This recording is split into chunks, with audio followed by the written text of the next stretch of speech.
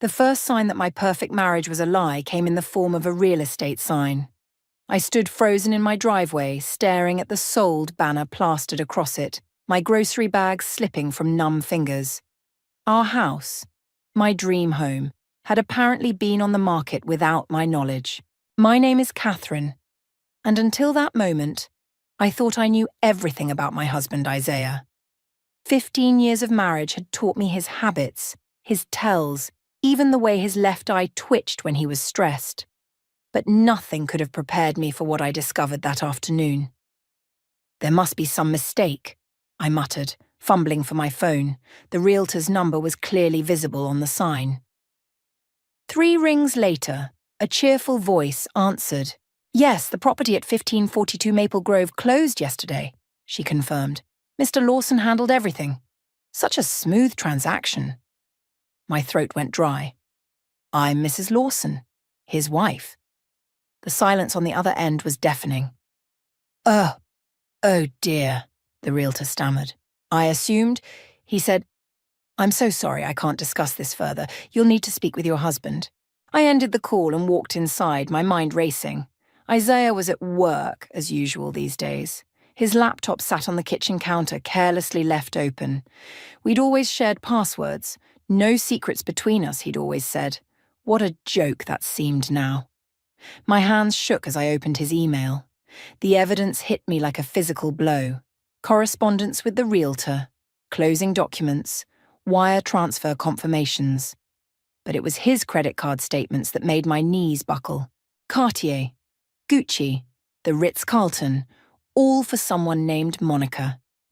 "Hey sis, you're not going to believe this," I said when Giselle answered my call, my voice surprisingly steady. "Remember how Isaiah's been working late for the past few months?" "Catherine, what's wrong?" "He sold our house, without telling me, and apparently he's been buying some woman named Monica everything from diamond bracelets to weekend getaways." "He what?"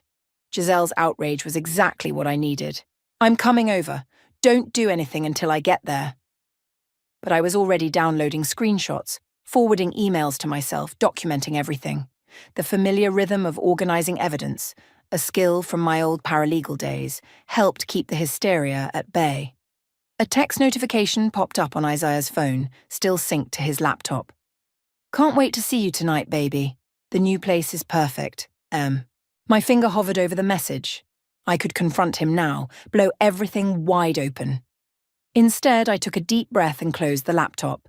The front door opened and Giselle rushed in, still in her scrubs from the hospital. "Show me everything," she demanded, pulling me into a fierce hug. I walked her through my discoveries, my voice growing stronger with each revelation. "The house closes in 30 days, I concluded. "He's been transferring money to a separate account for months. Look at these purchases. Someone's been living like a princess on our savings." Giselle's eyes narrowed as she scrolled through the credit card statements. "Wait, I know this Monica. She's that pharmaceutical rep who's always hanging around the hospital.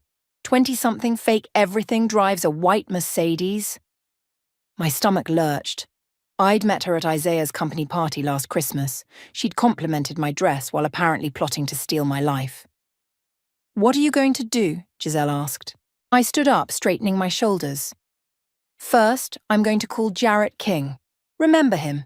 The lawyer who handled Dad's estate? Then I'm going to protect what's left of our assets before Isaiah can drain everything. And then?" A cold smile spread across my face. "Then I'm going to watch karma do its work. Isaiah thinks he's so clever, building his perfect little love nest with Monica. But he's about to learn that karma has a way of collecting debts. Catherine..." Giselle's voice held a warning note. "Don't worry," I assured her, already dialing Jarrett's number. "I'm not going to do anything crazy. I'm just going to make sure that every action has its proper consequence." As I waited for Jarrett to answer, I glanced at the family photo hanging on our living room wall. Isaiah and I beaming at each other on our anniversary last year. What a difference a year makes. The woman in that photo was naive, trusting, vulnerable. But the woman I was becoming, she was someone else entirely. "Jarrett King's office," a familiar voice answered. "Jarrett? It's Catherine." I need your help. How quickly can you file bankruptcy papers? Bankruptcy isn't about giving up, Jarrett explained, spreading documents across his desk. It's about taking control. And in your case, Catherine, it's about protection. 3 days had passed since discovering Isaiah's betrayal, and I'd managed to maintain my poker face at home while setting my plans in motion. Sitting in Jarrett's office, surrounded by the smell of leather and coffee, I felt my first real sense of hope. The timing actually works in our favor, he continued. Isaiah's unauthorized sale of your marital home gives us grounds for an emergency filing. We can freeze most of the remaining assets before he transfers anything else to Monica. He still has no idea I know, I said, twisting my wedding ring. Last night, he actually asked if I wanted to go house hunting this weekend. Can you believe the nerve? Jarrett's expression darkened. Did you agree? Of course, I'm playing the perfect clueless wife until everything's in place. The door opened, and Giselle rushed in, apologizing for being late. She'd insisted on coming to all my legal meetings, claiming 2 heads were better than 1. Really? I think she was worried I'd do something rash. What did I miss? She asked, settling into the chair beside me. We were just discussing strategy, Jarrett replied. Catherine, pull up those credit card statements again. I handed over my phone where I'd documented every transaction. Jarrett scrolled through them, his frown deepening. Look at this pattern, he said. Regular transfers to a joint account every Friday. Monica's probably depending on that money for her lifestyle. When we file the bankruptcy petition, those transfers will stop immediately. Good, I said, perhaps too quickly. Giselle shot me a concerned look. Catherine, revenge isn't... This isn't about revenge, I interrupted. It's about justice. He sold our house, the house we built together, to fund his affair. He's stealing my future to buy her designer bags. Jarrett held up a hand. Focus on protecting yourself first. I've seen too many clients lose everything because they let emotions drive their decisions. My phone buzzed. A text from Isaiah. Working late again. Don't wait up. Sure you are, I muttered, then looked at Jarrett. How quickly can we move? I can have the paperwork ready by tomorrow. But there's something else you should know. He pulled up a document on his computer. I did some digging. Isaiah's company is struggling. 3 rounds of layoffs this year alone. He's been living way beyond his means, probably trying to impress Monica. Classic midlife crisis, Giselle scoffed. More than that, Jarrett continued. He's been taking out high-interest loans to maintain their lifestyle. When we file, those creditors will come calling. A plan started forming in my mind. So, if someone were to tip off his employer about his financial situation... Catherine, Giselle warned. What? I'm just saying karma works better with a little nudge sometimes. Jarrett leaned forward. Listen carefully. File the bankruptcy. Protect your assets. Let everything else fall where it may. Trust me, people like Isaiah and Monica, they self-destruct on their own. As if on cue, my phone lit up with a notification.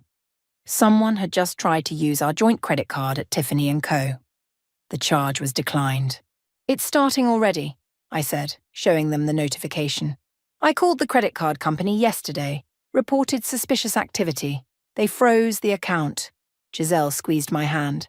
How are you holding up, really? I'm angry, I admitted. But mostly I'm tired of feeling like a victim. Every time he lies about working late, every time he comes home smelling like her perfume, I'm done being the fool.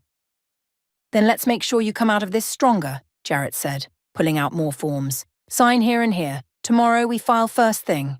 As I signed the papers, another text came through, this time from an unknown number.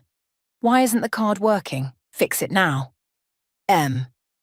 I showed it to Giselle and Jarrett, a cold smile spreading across my face.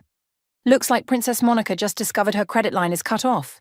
Don't engage, Jarrett advised. Let them spiral on their own. I nodded, already imagining the chaos unfolding across town. Monica standing at some luxury counter, her card declined. Isaiah scrambling to explain why the money had stopped flowing. One last thing, Jarrett said as we prepared to leave. Change all your passwords, close any accounts you can. And Catherine? He caught my eye. Remember, the best revenge is living well. Walking out of his office, I felt lighter somehow. For the first time since seeing that sold sign, I wasn't just reacting, I was taking control. Let Isaiah and Monica have their fairy tale for now. Reality was about to come crashing down, and I had a front row seat to the show. The bankruptcy papers hit Isaiah like a thunderbolt on a clear day. I was calmly sipping coffee at our kitchen counter when he burst through the front door, waving documents and looking like he'd seen a ghost. "What the hell is this?" he demanded, slapping the papers down. "Bankruptcy? Have you lost your mind?" I took another sip of coffee. "Oh, you got those already? The courier service is getting faster." "Catherine, what are you doing? We're not bankrupt." His face was turning an interesting shade of red. "We just sold the house. We have money." "You mean you sold the house?" I corrected him, "without my knowledge or consent. How's Monica, by the way? Enjoying all those Cartier bracelets?" The colour drained from his face. For a moment he looked like a fish out of water, mouth opening and closing without sound. Then he tried a different approach. "Baby, I can explain." "Save it," I cut him off. "The time for explanations was before you started emptying our accounts to impress your girlfriend." My phone buzzed. Another text from Monica. "Your husband ruined everything. I can't even pay my rent." I showed the message to Isaiah, whose eyes widened in panic. "You have to stop this," he pleaded. "Monica's counting on..." "On what? Your money? Our money?" I stood up, finally letting my anger show. "Well, guess what? The bankruptcy filing freezes everything. Hope she has a backup plan for those designer shopping sprees." The doorbell rang. Through the window, I could see Giselle's car in the driveway, right on schedule. "That would be my sister," I said. "She's helping me pack. We need to be out before the new owners take possession, after all." Isaiah grabbed my arm as I walked past. "You're making a huge mistake. I can fix this." "Like you fixed our marriage by sleeping with a woman 10 years younger than me?" I yanked my arm free. "The only mistake was trusting you." Giselle walked in without waiting for an answer, carrying empty boxes. She took one look at the scene and stepped between us. "Back off, Isaiah," she warned. "Unless you want me to call the police." "This is my house," he shouted. "Not anymore," I reminded him. "You sold it, remember? To buy Monica that cute little condo downtown." His phone started ringing. The caller ID showed his company's HR department. Another piece of the puzzle falling into place. Amazing how quickly credit problems can become employment problems. "You need to answer that," I said sweetly. "Sounds important." He stormed out onto the patio to take the call, leaving Giselle and me to start packing. Through the window, I could see him gesturing frantically, his face growing more desperate by the minute. "You're scary when you're strategic," Giselle commented, carefully wrapping a photo frame. "Remind me never to cross you." "I learned from the best," I replied, picking up a wedding photo and dropping it directly into the trash. "Dad always said the best defense is a good offense." Isaiah's voice rose from outside. "What do you mean financial review? My personal finances have nothing to do with my job." "Want to bet?" I murmured, remembering Jarrett's carefully worded email to Isaiah's employers about concerns regarding financial impropriety. My phone buzzed again. This time it was Jarrett. "Motion granted, all accounts frozen. How's the fallout?" "Nuclear," I texted back, watching Isaiah pace and plead on the phone. When he finally came back inside, he looked defeated. "They're putting me on administrative leave," he said quietly. "Pending investigation." "Karma's funny that way," I replied, sealing another box. "Actions have consequences." "Catherine, please," he tried one last time. "We can work this out. I'll break it off with Monica. I'll make it right." "Too late," I said, pulling off my wedding ring and placing it on the counter. "You should probably check on Monica, by the way. Last I heard, she was having trouble paying her bills. Funny how quickly love fades when the money runs out." As if on cue, his phone lit up with messages from Monica, each one more frantic than the last. I could see the moment reality hit him. Everything was crumbling, and there was nothing he could do about it. "I'll be staying with Giselle until I find a place," I informed him, picking up a box. "You can forward any mail to her address, though I doubt there'll be many credit card offers coming our way anymore. As Giselle and I carried boxes to her car, I caught a glimpse of my reflection in the window. The woman looking back wasn't broken or defeated. She was stronger, wiser, and finally free of the lies that had surrounded her for so long. Behind me, I could hear Isaiah's phone ringing again. Monica's number flashed on the screen. I smiled, knowing that karma was just getting started. Living with Giselle was like going back in time to our teenage years, except now we drank wine instead of stealing sips from Dad's beer. Her spare bedroom became my sanctuary, and her constant support kept me from drowning in self-pity. "Look what came in the mail today," Giselle announced, waving an envelope as she walked into the kitchen. "Your first credit counseling certificate. One step closer to financial freedom." I was chopping vegetables for dinner, trying to adjust to my new budget-conscious lifestyle. Who knew bankruptcy could feel so empowering? "Speaking of empowerment," she said, pulling up a bar stool, "Jarrett's office called. They have a part-time position open in their legal department. He thought you might be interested, given your paralegal background." The knife paused mid-chop. "Really? It's been years since I worked in law." "Maybe it's time to get back in the game." She stole a piece of carrot. "Besides, you need something to keep your mind off the Isaiah situation." As if summoned by his name, my phone lit up with a text from our old neighbour. "Your ex is moving his girlfriend into a studio apartment in the sketchy part of town. Thought you'd want to know." "How the mighty have fallen," I murmured, showing Giselle the message. "You're not going to believe this," she said, pulling up her own phone. "Monica came into the hospital today for her pharmaceutical sales rounds. She was wearing knockoff everything. The other reps were whispering about it all day." I shouldn't have felt satisfied by that, but I did. Karma works faster than expected. The doorbell rang, interrupting our gossip session. Giselle answered it while I continued cooking. Her sharp intake of breath made me turn around. Monica stood in the doorway looking nothing like the polished homewrecker I remembered. Her designer clothes had been replaced by department store basics, and her perfectly maintained extensions were showing dark roots. "Catherine," she said, her voice trembling, "can we talk?" Giselle looked ready to slam the door in her face, but I held up a hand. 5 minutes. Monica perched awkwardly on the edge of the couch, clutching her knockoff purse like a shield. "I didn't know," she blurted out, "about the house, the money, any of it. Isaiah told me he was separated, that you'd agreed to the divorce." "And you believed him?" Giselle scoffed from her protective position near the door. "I wanted to," Monica admitted. "He promised me everything. A fresh start, a beautiful home, a future." She wiped at her eyes. "Now I'm about to be evicted, and he can barely afford to buy groceries." I continued chopping vegetables, the rhythmic sound filling the awkward silence. "Why are you here, Monica?" "I need help," she whispered. "My credit is ruined. I might lose my job. The other reps, they're saying things." "Karma's a bitch, isn't it?" I said calmly, adding the vegetables to the pot. "Please," she pleaded. "You're a good person, everyone says so. I know I don't deserve your help, but—" "You're right," I interrupted. "You don't." She stood up, shoulders slumping. "I understand. I wanted you to know I'm sorry. Really sorry." As she turned to leave, I found myself saying, "Monica, try the credit counseling service at First Community Bank. Ask for Sarah. Tell her I sent you." Both Monica and Giselle stared at me in shock.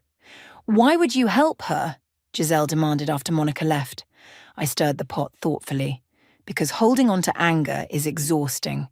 Besides, I added with a slight smile, watching her rebuild from nothing is better revenge than watching her crash and burn.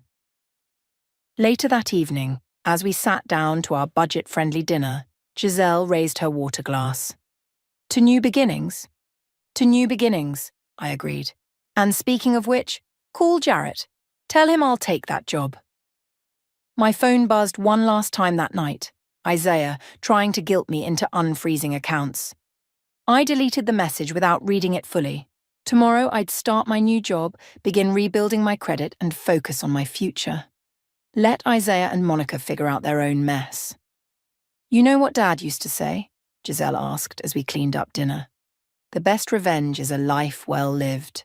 I looked around at my sister's cozy kitchen, thought about the job waiting for me tomorrow, and felt a genuine smile spread across my face. Dad was right about a lot of things. The bankruptcy might have seemed like hitting bottom, but standing there in that kitchen, I realised it was actually my launching pad. Sometimes you have to lose everything to figure out what you're really worth. 2 months into my new job at Jarrett's law firm, I was sorting through bankruptcy files when Monica's message arrived. I need to tell you something about Isaiah. It's important. I ignored it, just like I'd ignored her previous attempts at contact. The last thing I needed was to get dragged back into their drama. But fate had other plans. "Catherine," Sarah from the front desk called out, "your ex-husband is here. He's demanding to see you."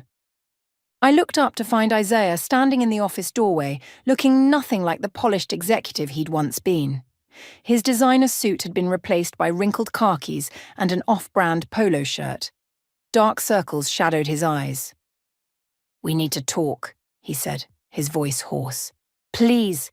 Jarrett appeared behind him. "Catherine, want me to call security?" "No," I sighed, standing up. "Let's get this over with. 5 minutes, in the conference room." Once the door closed behind us, Isaiah slumped into a chair. "I messed up. I messed up so bad, Catherine." "You're just realizing this now? Monica's pregnant." The words hit me like a physical blow. I gripped the back of a chair to steady myself. "And this is my problem because I can't support them," he said, running his hands through his unkempt hair. "The company fired me last week. Something about financial responsibility concerns affecting client trust. I can't even afford the studio apartment anymore. Still not seeing how this involves me. I need you to unfreeze the accounts," he pleaded. "Just temporarily, for the baby's sake." I laughed, but there was no humour in it.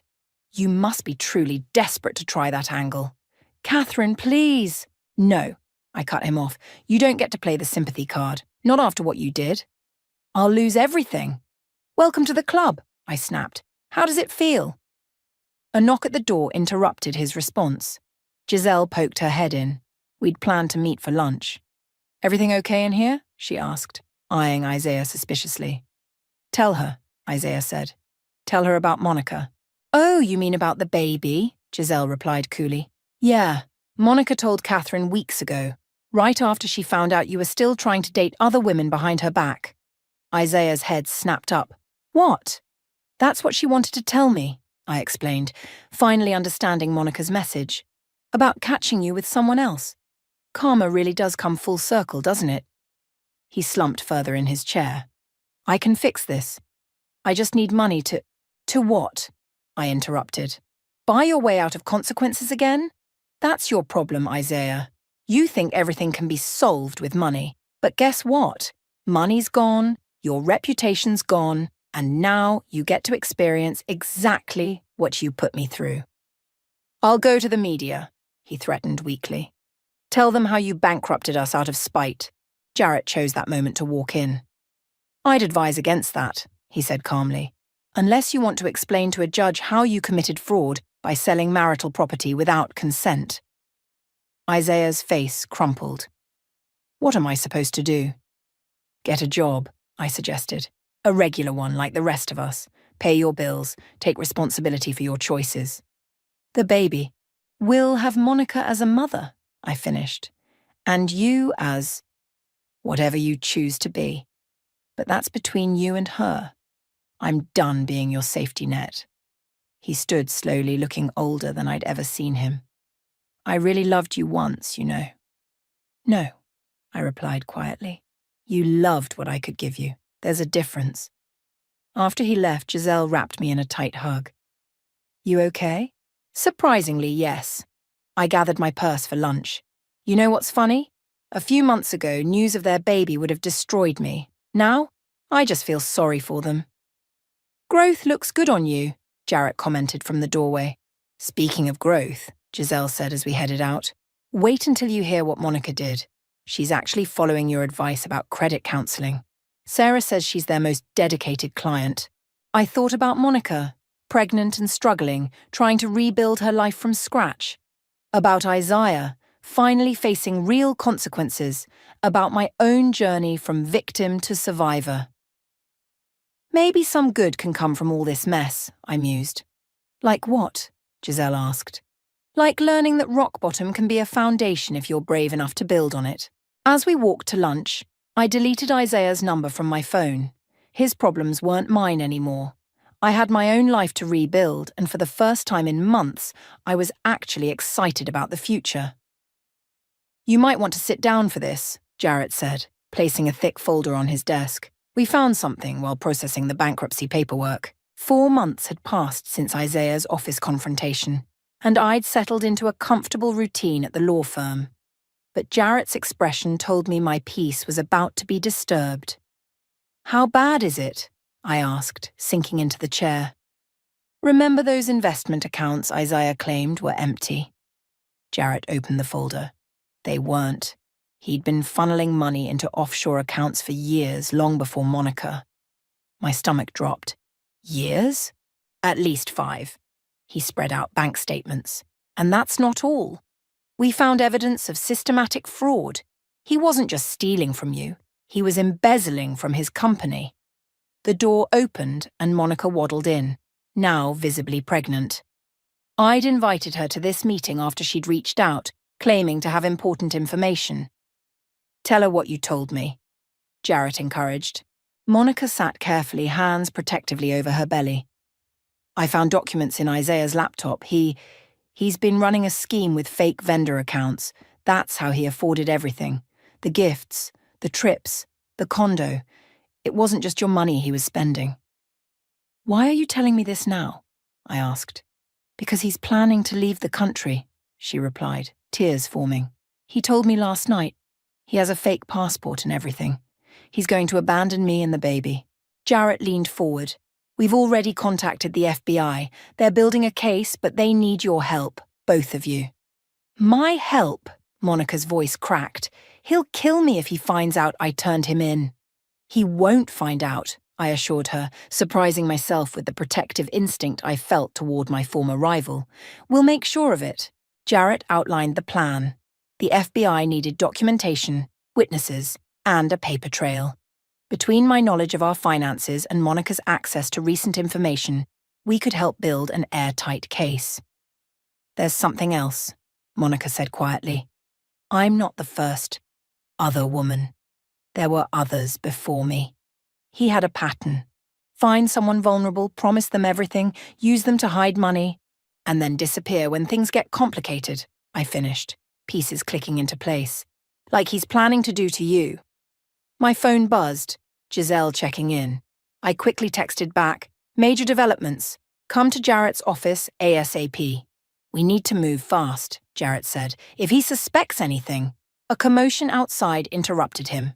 Isaiah's voice carried through the door. I know she's in there. Catherine, we need to talk. Back entrance, Jarrett whispered, helping Monica up.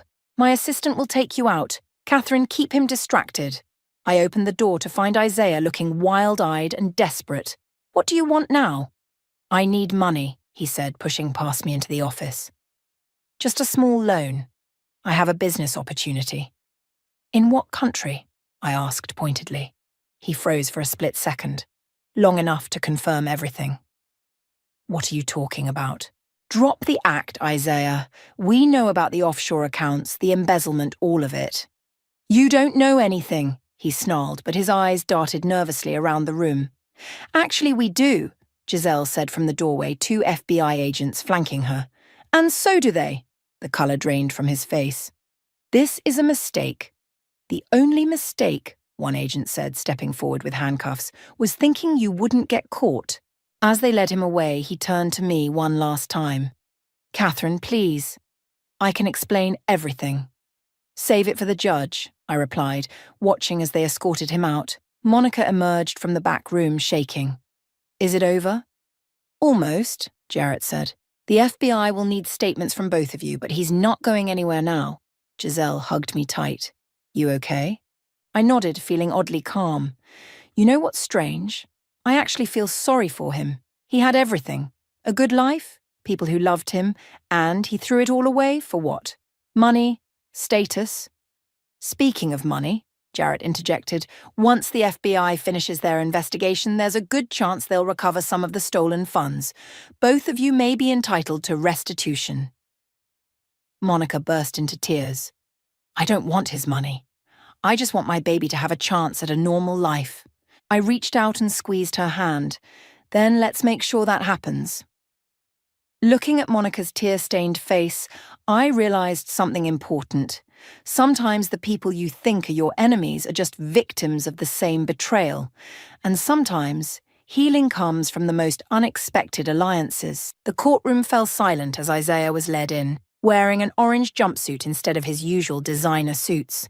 6 months had passed since his arrest, and today was the final hearing. Monica sat beside me, her hand resting on her now prominent belly. All rise, the bailiff called out. Judge Martinez took her seat, reviewing the papers before her. This is quite the case, Mr. Lawson. Embezzlement, fraud, unauthorized sale of marital property, attempted flight to avoid prosecution. Isaiah's lawyer stepped forward. Your Honor, my client wishes to make a statement. Very well. Isaiah stood, his handcuffs clinking. I want to apologize to everyone I've hurt. To my company, to Catherine, to Monica. His voice cracked convincingly. I lost my way. If you give me another chance. Save the performance, Judge Martinez interrupted. I've read the victim impact statements. Would any of the victims like to speak? I stood up, my prepared statement forgotten as I looked at the man I'd once loved. Your Honor, Isaiah isn't sorry he did these things. He's sorry he got caught. He's standing there right now, probably already planning his next scheme. Objection, Isaiah's lawyer called out. Overruled. Continue, Mrs. Lawson. The money he stole, the lives he ruined, it wasn't just about greed. It was about power. Making people depend on him, then watching them crumble when he pulled the rug out. I took a deep breath. But here's the thing. We didn't crumble. We got stronger. Monica stood up next, her voice trembling but determined. I was an easy target. Young, ambitious, desperate to believe his lies. But now I see him for what he really is. A predator who preys on people's trust. Judge Martinez nodded thoughtfully. Mr. Lawson, you've pleaded guilty to all charges. Before I pronounce sentence, is there anything else you'd like to say? Isaiah's mask finally cracked. They're lying. Catherine bankrupted me out of spite. Monica's just angry because I wouldn't leave my wife for her. This whole thing is a setup. That's enough, the judge cut him off. I've heard and seen enough to make my decision. The sentence came down like thunder. 15 years in federal prison, restitution payments to all victims, and a lifetime ban from holding any financial positions. As they led him away, Isaiah shouted back at us, This isn't over. I'll appeal. Actually, Jarrett said, standing up from his seat behind us, it is over. The evidence is ironclad, and your guilty plea means no appeals. Outside the courthouse, reporters swarmed us. Monica gripped my arm, overwhelmed by the attention. Mrs. Lawson, how does it feel to see your ex-husband sentenced? Ms. Hicks, will you be keeping the baby? Giselle pushed through the crowd, creating a path. No comments. Let them through. We escaped to a nearby cafe, where Monica collapsed into a chair, exhausted. I never thought I'd say this, but thank you, Catherine, for everything. How are you doing? I asked. Really? Scared, she admitted. Single mom, starting over. But at least I'm free of his lies. Jarrett joined us carrying a stack of papers. The FBI recovered most of the stolen funds. They'll be distributed once all the paperwork is processed. I don't want his money, Monica and I said simultaneously, then looked at each other and laughed. Well, Giselle chimed in, why not use it for something good? Something that would drive Isaiah crazy? An idea sparked. Monica, you mentioned wanting to start your own business someday, right? She nodded. A wellness consulting firm, but with the baby coming. What if we partnered up? I suggested. Your pharmaceutical sales experience, my legal background, we could help people navigate medical and insurance bureaucracy. Monica's eyes widened. You'd want to work with me, after everything? Think about it, I said. 2 women he tried to destroy, building something positive together. It's the perfect karma. Jarrett pulled out his phone. I have some clients who might be interested in that kind of service, and the startup costs could be covered by the restitution funds. Poetic justice, Giselle grinned, using his money to help others while he sits in prison. Monica wiped away tears. I don't deserve this second chance. Everyone deserves a second chance, I said. Well, almost everyone. I glanced at the newspaper headline about Isaiah's sentencing. As we sat there planning our future, I realized something profound. Sometimes the worst betrayals lead to the best opportunities.